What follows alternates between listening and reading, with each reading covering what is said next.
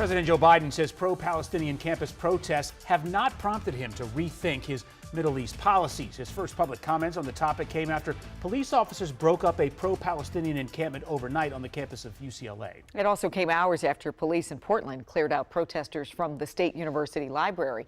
Bradley Blackburn reports from New York, where officers remain outside several universities there. Students at Portland State University were told to shelter in place Thursday as police cleared out the library, which had been occupied by protesters. Police say they found tools, improvised weapons, and paint balloons. And this is what remains after police cleared out the pro-Palestinian encampment on the campus of UCLA. Overnight, officers in riot gear moved in, ripping apart the barricades that had been set up. More than 100 protesters were arrested. We need to keep protesting, and that's the only way change will be made, right? By resisting the status quo. So. As the day wore on, officers continued to make arrests in areas outside the encampment. We are still seeing the resistance on the far end to my right.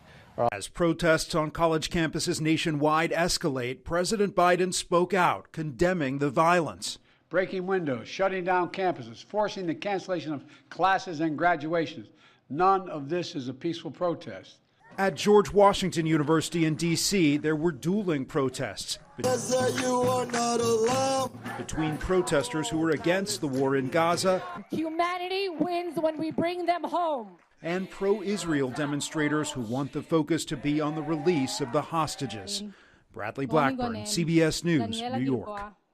And according to sources, the protests have accounted for about 2,000 people being arrested across the nation.